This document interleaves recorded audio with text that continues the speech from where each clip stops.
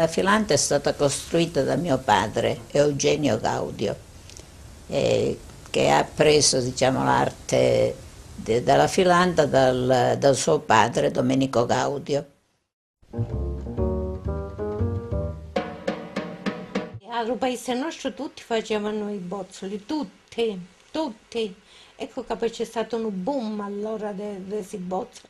Erano, diciamo, a gente, non che erano ricchi, ma vivevano alquanto bene, hai capito? Si lavorava, i terreni venivano tutti lavorati, che ora non si lavorano manco i migliori terreni. Perché qua a Mendicino era una grande risorsa, perché vendevano i bachi e quindi venivano pagate, non dico bene, ma insomma, a sostentamento della famiglia si ci poteva pure arrivare. E quindi c'erano molte famiglie che si prodigavano a fare i bachi da seta. Mendicino era particolarmente dotato anche perché qui la coltivazione del gelso era abbastanza, insomma, estesa.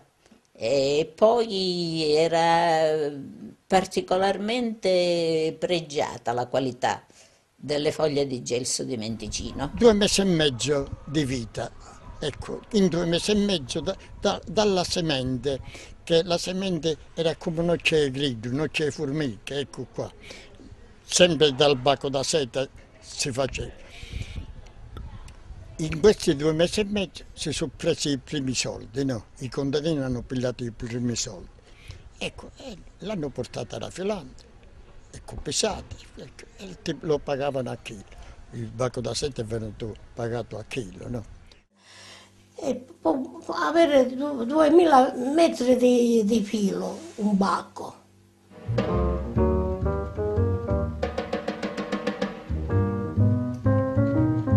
Cercava di guadagnare qualcosa, anche se il prodotto loro magari non era preciso, diciamo,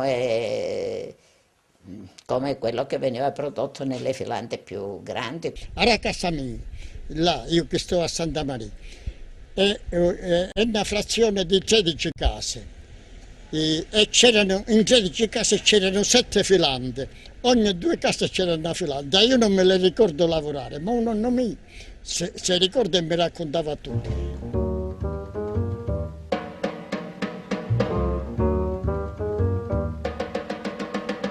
La filanta è composta da 3 piani. Il primo stadio era la stufatura dei bozzoli, quindi i bozzoli freschi, dopo che venivano acquistati,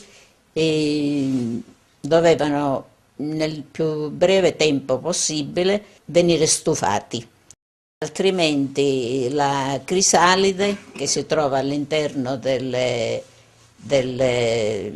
bozzolo, sviluppandosi, si trasformava in farfalla, per cui venendo bucato il bozzolo non era più atto alla filatura. Me lo ricordo com'è nata, la nonna mia, la zia mia, vecchie, facevano, crescevano il baco da seta, ecco qua. Il calore veniva prodotto da alcune fornaci alimentate a legna oppure a carbon fossile.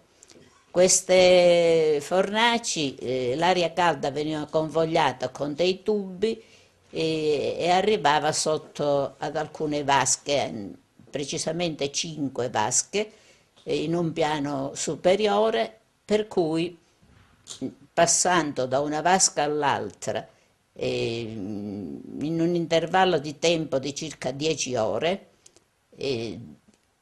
permanevano 2 ore in ogni vasca e gradualmente la temperatura si elevava dalla prima vasca all'ultima in modo da raggiungere da 40 gradi si arrivava a circa 70 gradi. Taglia sopra il fuoco e si imbrunavano i cucucci. Il fuoco aveva sempre una paranza, né bruciando assai che si bruciava e né che poi venivano cuoti i cucucci. Veniva sempre una paranza. C'era una addetta apposta per il fuoco che era un'anziana e c'era stata anni e anni che la tenevano apposta per il fuoco, ci davano le ligne e ci tenevano il fuoco. E allora i bachi da seta poi venivano disposti su alcune bigattiere, che sarebbero degli, sempre costruite artigianalmente, dei piani in canne, in modo da favorire la reazione, e si asciugavano e restavano sempre arieggiati, ed in questo modo poi potevano essere conservati e dopo potevano essere utilizzati per la trattura della seta. Là i laboratori della Finlandia vengono cotte, ci sono le fornace, ecco, ci sono le maestre, le donne vecchie di Mendicino erano le maestre, le ragazze facevano le discepole, ecco qua, così, ecco si è lavorata poi la seta, no?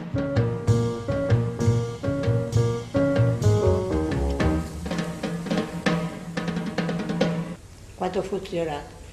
Io mi ricordo che c'erano tutte quelle operaie che erano così contente, sempre sorridente e sempre felice. Era una vita felice allora. Attaccavamo a 24 ore a 24 ore. 24 ore. Un'ora di mattina che ancora avete faiuno e facevano le notte quando non brunava che si appiccicavano i luci. Questo era ragazzi.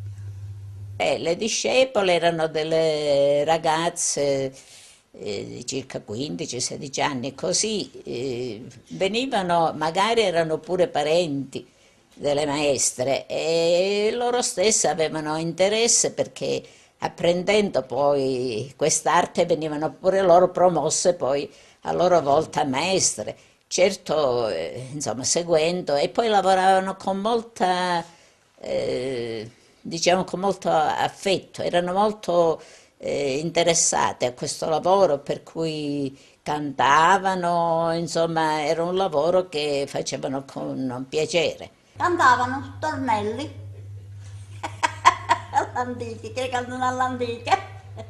Pure Rosario dicevano pure, un Rosario sì, un Rosario la mattina era Rosario, e poi dopo mezzanotte cantavano stornelli.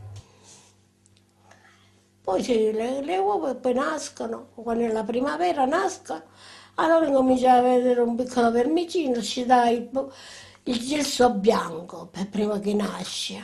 Appena nasce si affetta le foglie del gesso bianco per una settimana che fa la prima spoglia. Poi dopo che ha fatto la prima spoglia ci dà il gesso nero e si affetta e si dà. Poi quasi un giorno sì e no, si deve pulire. Le foglie invece che provenivano dai gelsi cosiddetti neri, cioè quelli che producono le more nere, quello era più ruvido, era più e quindi anche il prodotto non era tanto pregiato. Allora, la foglia del gelso contiene il latte ti brucia alle mani e ti le spacca. E che facevano le femmine? Quanti non ce n'erano allora, 80 anni fa, 85, 87, mi ricordo quando ero di 5-6 anni, ma signor Vecchiarino come te contato. Si cementano calze di lana rimane, calze vecchie di lana, e con le cogliano un po'. La trattura della seta poi avveniva secondo un procedimento. In un primo momento questi bozzoli che venivano trasportati dalla sala dove c'erano queste bigattiere in questa filanda vera e propria e venivano trasportati da alcune ragazze dette vacannare. Queste ragazze trasportavano i bozzoli che venivano depositati in alcune cassette e da queste cassette poi c'erano le discepole che provvedevano a prelevare questi bozzoli e a immetterli in alcune vaschette dove c'era dell'acqua calda, che doveva la temperatura dell'acqua non doveva superare i 90 gradi, non doveva arrivare all'ebollizione. I vermi restavano sempre a coppa del verme, del cucuddo, perché il cucuddo era un verme, ci moriva. E cacciamo i vermi e ci mettiamo l'altro cucuddo, torna dentro l'acqua. E ci pigliavo con la cucciara e io gli davo la massa, pigliavo, cos'era con un cuglierito, si lavano così e facevano mangano. E loro giravano, mangano, e adesso ci faceva lì, a matassa da seta.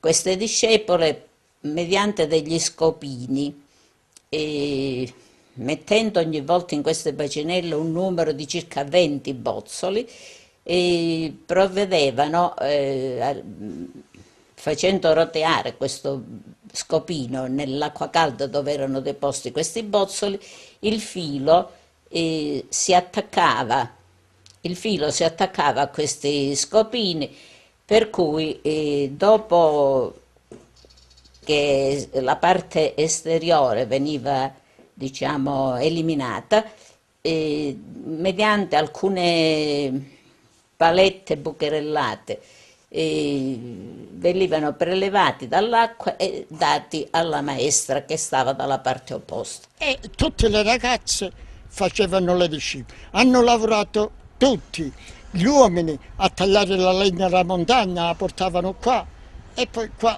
a pezzettavano con l'aceto, catando un motosserra, un ginnello con l'aceto a 10-15 centimetri come era urgente a rifornello. Hanno lavorato uomini e donne. L'abilità della maestra era che con l'indice dovevano cercare di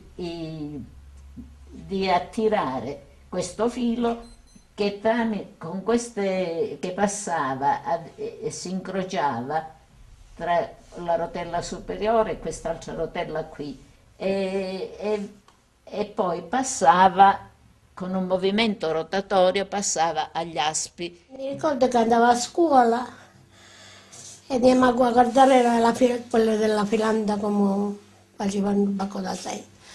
E andiamo a guardare che mettevano delle pendole, poi con un certo affare ci mettevano bacchi 7, 8, 10 a secondo con la grossezza che volevano. Allora lo pigliavano nell'acqua bollente, un bacco cominciava a filare, lo mettevano all'acqualaio e quello girava e raccoglieva il filo.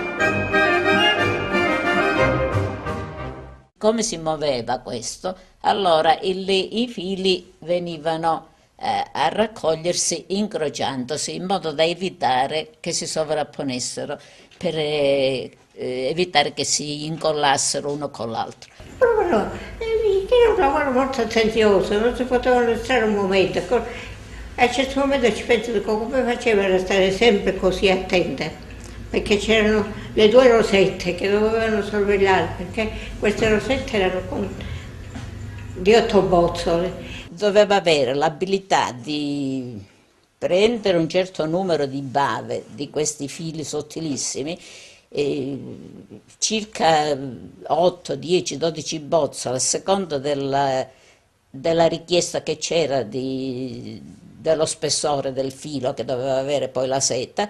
Questi bozzoli, queste bave venivano confogliate attraverso una rosetta di porcellana bianca con un piccolo buco al centro, venivano confogliati con l'indice della mano e con un'abilità abbastanza, insomma, ci voleva un'abilità particolare, e venivano risucchiati, per cui attraverso delle rotelle passavano poi agli aspi veri e propri. Questi aspani, detti comunemente mangani, allora questi giravano, prima mediante una manovella veniva fatto questo lavoro a mano, per cui girando questi aspi raccoglievano la seta. I maschi erano più il lavoro più pesante, spaccare la legna, e scaricare per esempio un mulo con le legne, trasportare roba più pesante. E ogni tanto che girava il motore, ma se no come lavoro mai maschi, solo tutto lavoro femminile. Si avvicinava alla filanda un giovanottino, Dio lo facevano scappare. Come i carabinieri mio zio stava proprio come un C'era zio carabiniere. Eugenio? No, di una cosa doveva esserci a questi tempi. Come ho detto prima, e quindi c'erano dei rubinetti dove poteva venire sia l'acqua calda che l'acqua fredda, e tramite alcune queste specie diciamo, di contenitori veniva fatto in modo che la temperatura si mantenesse sempre al di sotto di una certa temperatura, circa 80-90 gradi doveva raggiungere. Ora, siccome la maestra lavorava con le mani in quest'acqua che era piuttosto bollente, ognuna di loro aveva una scodellina di queste qui con dell'acqua fredda, in modo da raffreddare un po' i polpastrelli, le dita, perché infatti avevano le mani piuttosto, diciamo, la pelle sembrava cotta, era bianchiccia. Quello è stato un meglio insetto, il miglior insetto. Vedi, degli insetti hai meglio cose.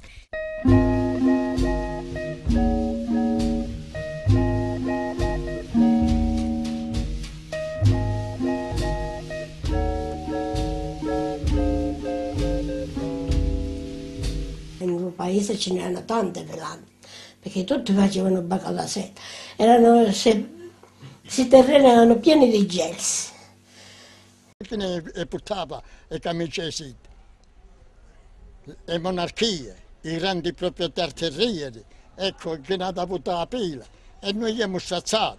Queste bacinelle erano delle bacinelle di rame, queste sono zingate adesso, ma una parte delle bacinelle sono state requisite durante il periodo fascista, perché allora c'era la raccolta del rame, quindi loro sapevano che noi avevamo questa, e quindi sono state requisite dal governo. Subito dopo la guerra è finita così, ma se no Mussolini, vicino alle fontane nei paesi, ci aveva piantato un gelso, hai capito? Mussolini era venuto incontro, hai capito? Quando è caduta la prima bomba, io mi trovavo, mamma faceva la fornara, avevamo un fornero nostro a Rupilacco.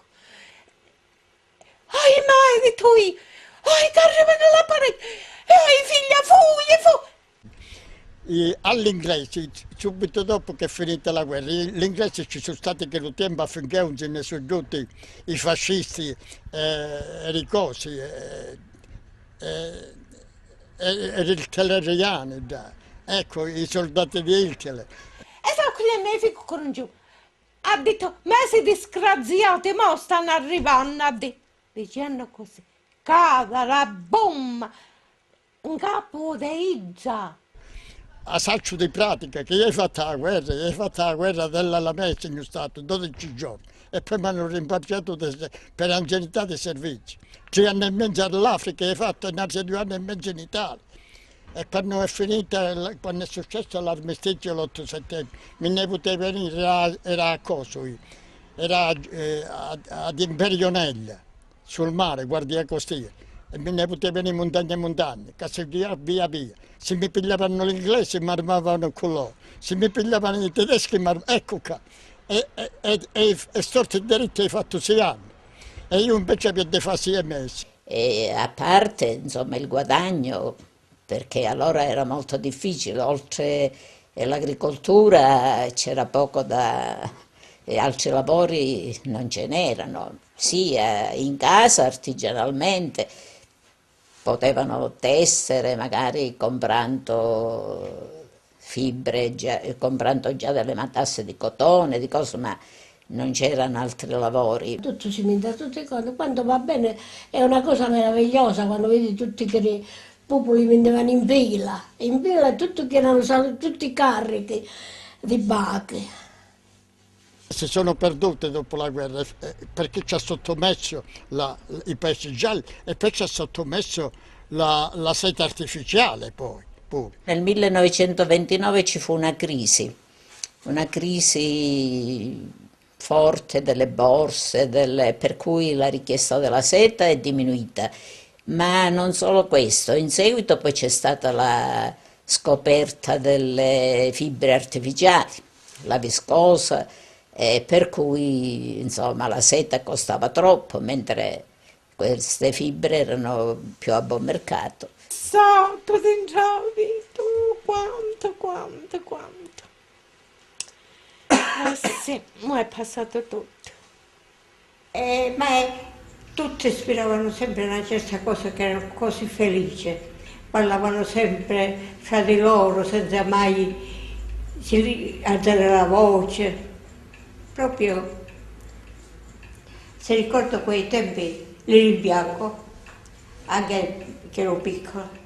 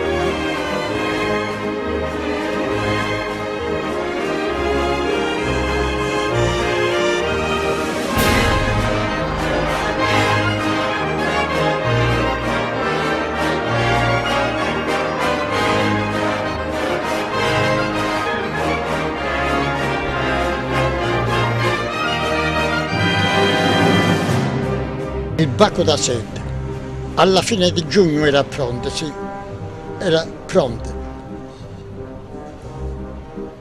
Non ho capito buono, è dal passato cristiano, non da niente, ha capito. Ecco qua, così è nato il bacco da seta, ecco, com'è che...